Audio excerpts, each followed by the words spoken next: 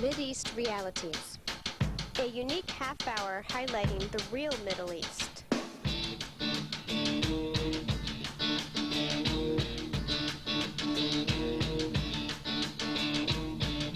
It is a program of information that government and media often misrepresent or just don't want you to know. Get the news without bias. Facts without distortion. And most importantly, analysis from the experts.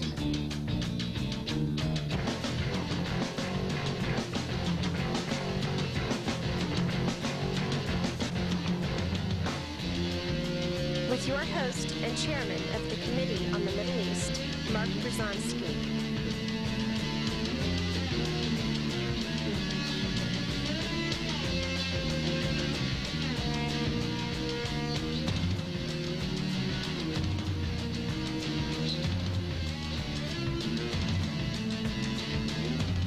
Each week, this program will feature an interview, discussion, or an event to help viewers understand the complex situation in today's Middle East, and especially the realities of U.S. policies toward that crucial region of the world. Mideast Realities.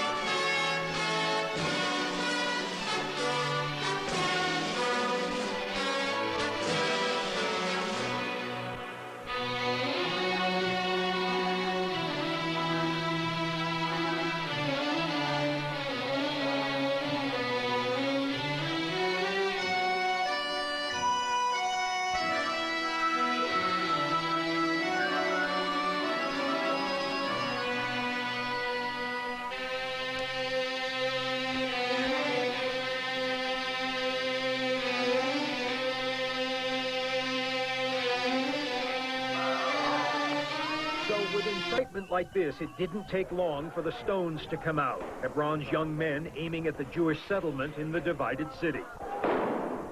That was followed by the predictable explosion and street battles between Israeli soldiers and Hebronites. Palestinians first claimed strategic rooftops to lob stones. And Israeli soldiers beat down Palestinian doors to deny them the high ground. Then came the Molotov cocktails. An Israeli soldier fires. See the rock bounce off his helmet. Israeli rubber-coated metal bullets claimed over 24 Palestinian casualties. This time, however, Israeli blood spilled as well. A Palestinian pipe bomb felled 2 soldiers, mangling one's leg. Blood flowed in the darkened passageways of Hebron. This program is about what is called the Middle East peace process. I'm Mark Bruzonsky, producer and host of this weekly program, Mideast Realities, and I've been fortunate to have visited the Middle East region over 150 times. Sometimes a phrase or a location takes on a specific historical association. In addition to peace process, we hear about Camp David, Step by Step, terrorism, Madrid, Oslo, autonomy. Usually it's governments, very self-interested parties indeed, that give life to these terms. Then the mass media, usually working in tandem with these governments in one way or another, helps give the terms a life of their own. Everyone is then supposed to accept these concepts as legitimate and accurate. Those organizations and commentators who play by these rules and use the politically correct slogans are rewarded with grants and invitations, with TV and radio exposure. Others, no matter how great their expertise, find that they are usually not included in the discussion. Take Professors Noam Chomsky and Edward Said, for instance.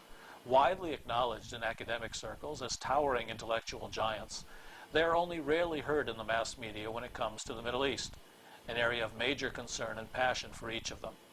Precisely because they are critically independent and don't accept the veracity of these misleading and oftentimes duplicitous terms, they are pushed to the sidelines and disregarded. This program is about the actual realities of what is now so casually and yet so erroneously termed the Middle East peace process. For the past couple of years, we have made this unique weekly program. We call it Mideast Realities because we consistently try to discuss what is actually happening and to juxtapose these realities against what the political leaders and regional regimes say and do. During the years we've produced this program, we've interviewed or featured many key Middle East experts, including Chomsky and Said.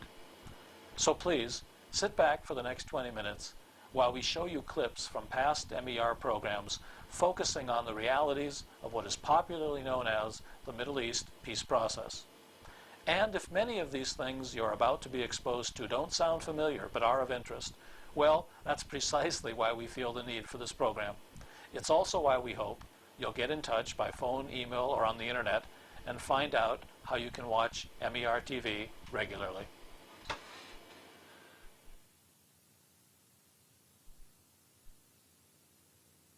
In the region here, issues are much more complex.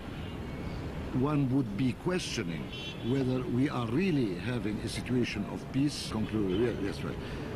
My final conclusion is that it's not a peace between the Palestinians and the Israelis. It is a diktat situation. There is no guarantee that it will ever achieve the self-determination of the Palestinians. The opposite is rather the most expected. And at this juncture, one cannot talk of an agreement of peace that enjoys a consensus amongst Palestinians. The opposite is much closer to the truth. And if the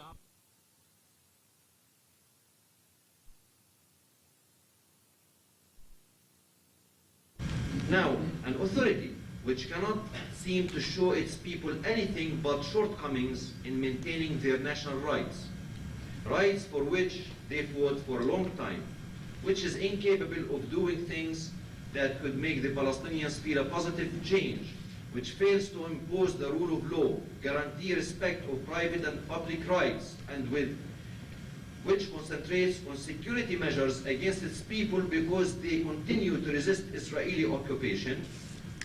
This is an authority that cannot win much respect and appreciation of its people. At most, it can impose its presence on the nation by using more power or because there is no alternative in a nation passing through a serious stage of regression. Thank you.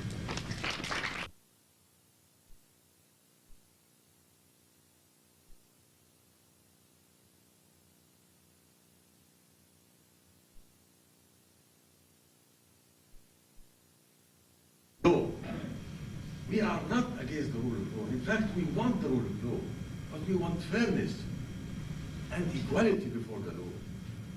We want to feel that people have rights and they are dignified after so many years of brutality and oppression and humiliation at the hands of the Israelis. This is what people are longing for, dignity, pride, and in fact, and sadly, Yasser Arafat and the Palestinian Authority has given only shame to the Palestinians.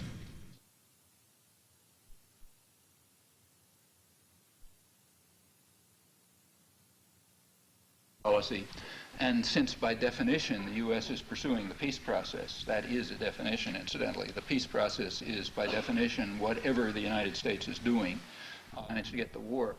And the point of the war was in fact explained by George Bush while the missiles were falling. He said it's establishing a new world order, certainly for the Middle East, which is defined by 4 simple words: what we say goes, and which since 1971 the United States has flatly opposed and totally opposed and utterly prevented from proceeding. That's what's called the peace process. 25 years of refusal to allow any diplomatic process to proceed. I'll come back to that. But anyway, it's all over because it's all rescinded by the specific provisos of Oslo II. One can see the importance of not reporting it. In brief, what it comes down to is that the United States does what it wants, and its client where they want and how they want. In fact, total capitulation to the most extreme U.S. demands from 1971, which have been held in virtual isolation, and that's a matter of much significance. If you want a sort of an analogy to get a sense of what happened, it's kind of as if the state of New York, let's say, decided to withdraw its police forces from the slums in South Bronx and Buffalo and let them sort of run their own affairs, while keeping all of the urban areas where it's worthwhile living, the commercial and financial centers, the industrial areas, the suburban regions, the entire resources, and so on and so forth. Meanwhile, allowing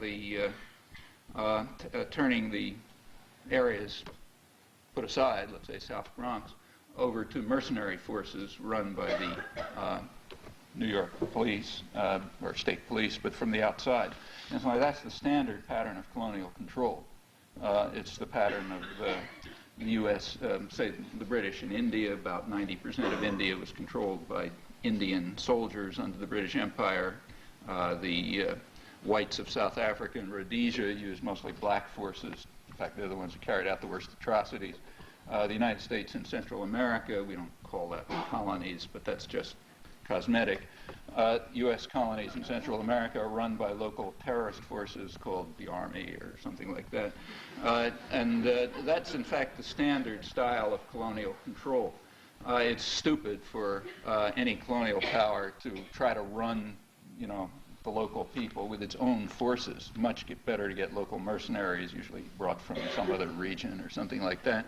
And Israel's finally recognizing that the only thing that makes any sense is to revert to the classic colonial pattern, the South African, Indian, British and India type pattern, in the areas that it's handing over to some degree of Palestinian authority.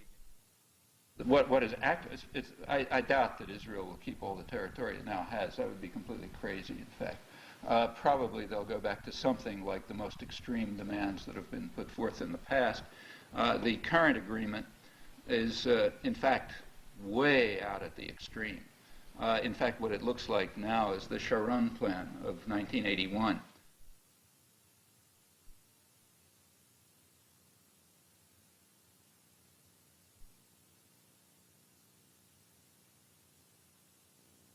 Question: how do we view the acts of resistance by Hamas and the Islamists? Palestinians are entitled to resort to all sorts of measures, including legitimate armed struggle, to try to rid themselves of occupation.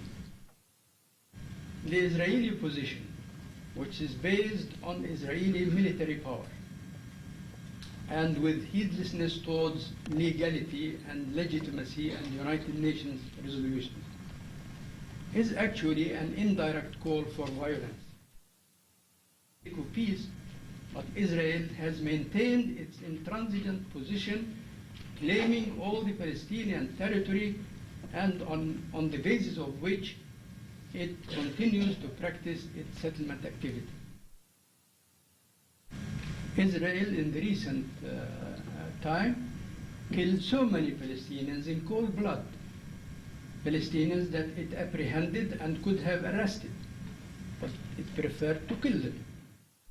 This moment, where the world community is still under the illusion that there is a credible peace process, the acts of Hamas are actually counterproductive to our benefit, because the world sees that there is a peace process going on, and these acts are destroying this only chance of achieving peace.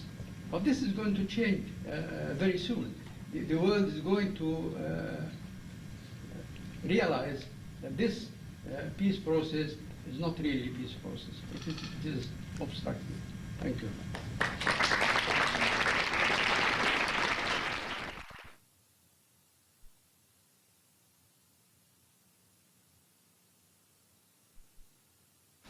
Now, how did he get to where he now is? The pathway began in Jerusalem, then part of the Palestine Mandate under British rule in 1935. He came to the United States at the age of 15, 1950, became a naturalized citizen in 1953, received his BA at Princeton and then his PhD at Harvard. Since then, he has held professorial positions at Columbia University.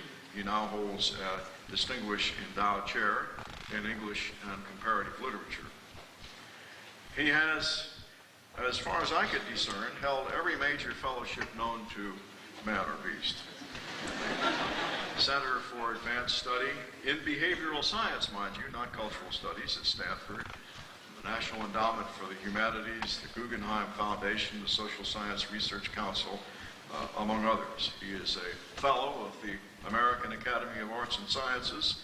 He is the author of 13 books translated into 8 languages. And in addition to all of these things, he has been practicing for his performance tonight.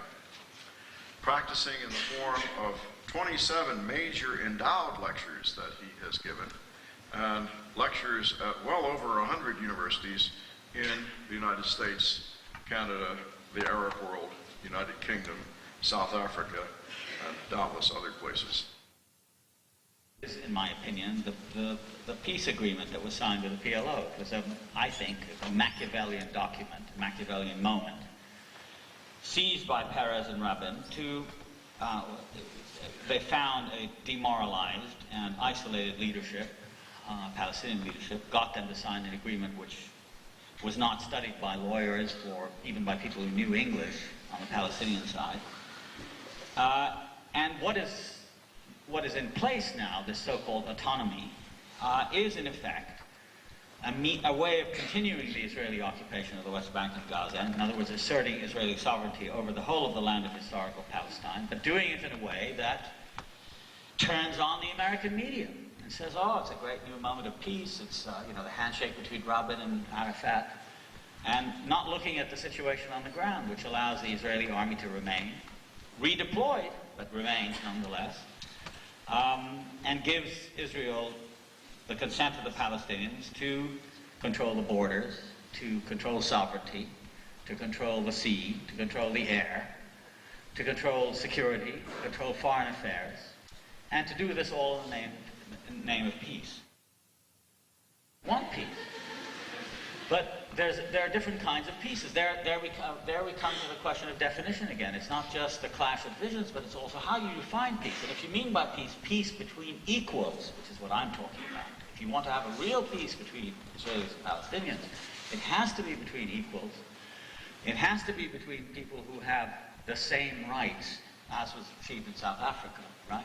Rather than a peace, which is called a peace by the media, celebrated by Bill Clinton and others, but in fact promotes the continued subordination of the Palestinians and the denial of most of their rights. So I don't think the change has occurred in Israeli society, and I think that what we are watching is an extension of the policies of the last few years given a new twist.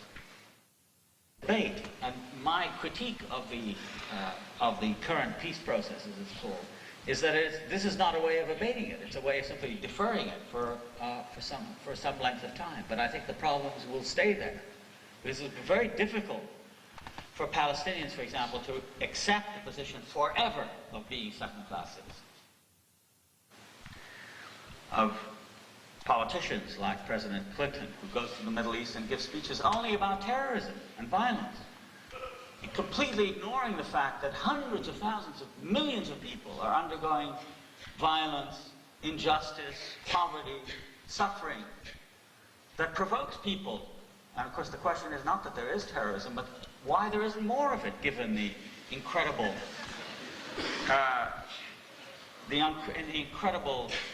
inequalities that exist there, and so on. Moreover, what is often forgotten is that movements like Hamas and Islamic Jihad on the West Bank are essentially protest movements that go against the capitulationist politics of the PLO and mobilize the will to resist Israeli occupation practices, the expropriation of land, etc., which still goes on, even though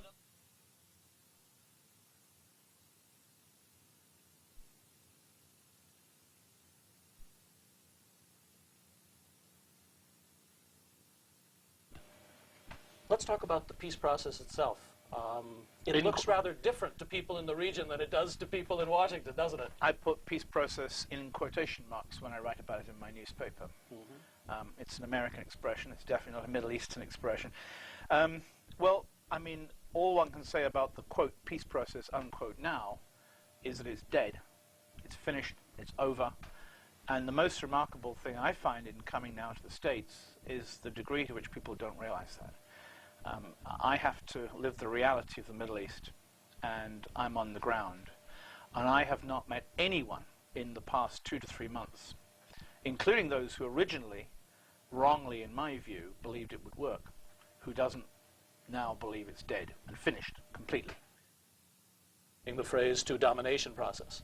What it's really about is American control of the region, isn't it?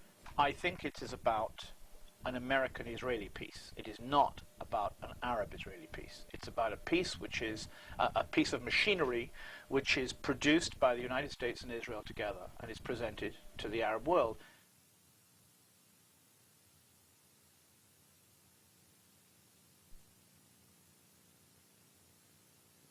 Resumed today, and the two sides must now figure out how to implement this deal. Joining us from Washington is Mark Bruzonsky, chair of the Jewish Committee on the Middle East. Thank you for being with us this morning. Good morning, and thank you for inviting me. Some people are calling this an unbelievable breakthrough, a major change in the way the Middle East is functioning now. Would you agree that that is so, or is it problematic?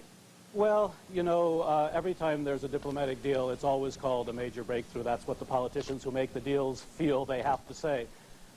The Israelis are doing pretty much what they've said they would always do. The talk of giving up Gaza, the talk of autonomy, the talk of giving back some of the territories for local rule has been something the Israelis have talked about for a long time.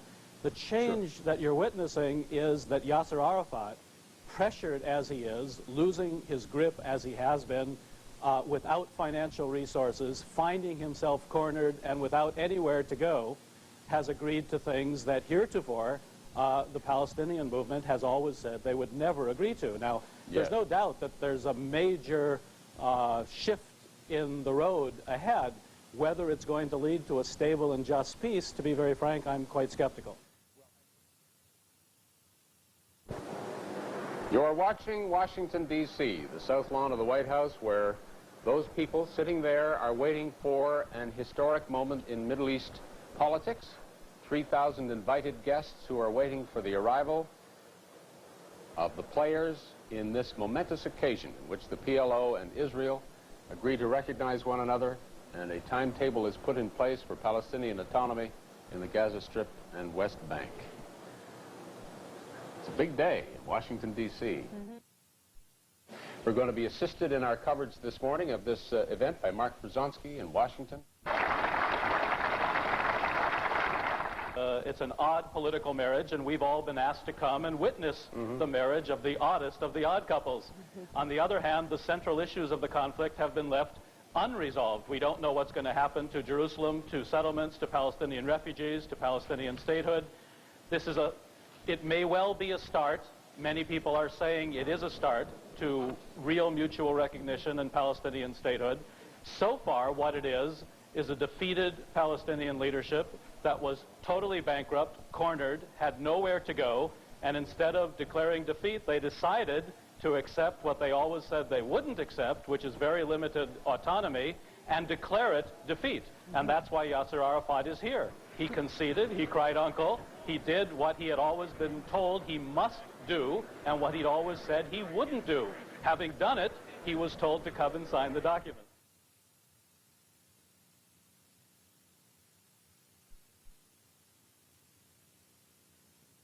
I don't see any way of making much, at least I can't find much difference between Labour and Likud on these matters.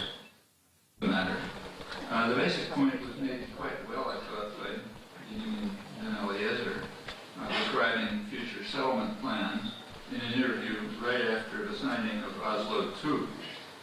He said, Fuad does everything quietly, with the complete protection of the Prime Minister.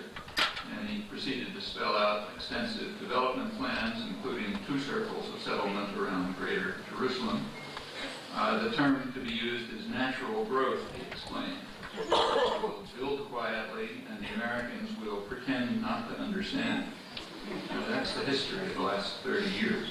The Likud style makes this pretense difficult. That's the main reason why the United States government and American intellectuals, particularly the ones toward the left and dovish end of the spectrum, have consistently preferred labor. That enables them to support the policies while maintaining their humanistic image. Likud doesn't give them that luxury. The nuisance. When South Africa instituted the Bantustan policy in the early 1960s, that was not called a peace process, although it merited the term every bit as much as what is happening here right now. The reason is that the United States did not support the establishment of the African homelands, whereas it is implementing a very similar program right here. So therefore this one's a peace process and that one wasn't. The term peace process is used conventionally to refer to whatever the world dominant power happens to be doing, often undermining peace and diplomacy, as the U.S. has been doing for years in the Arab-Israel conflict.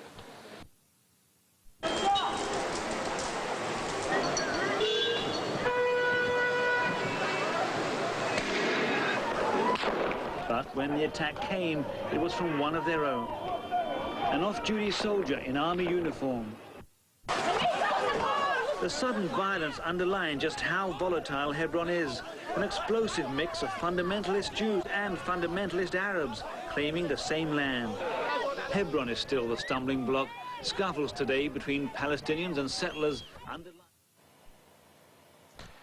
Thank you for watching our program. We hope you've learned a great deal about the Middle East peace process, and we hope you'll get in touch by phone, by email, or on the internet to find out more about MERTV and more about MER Weekly on the internet. Thank you for watching.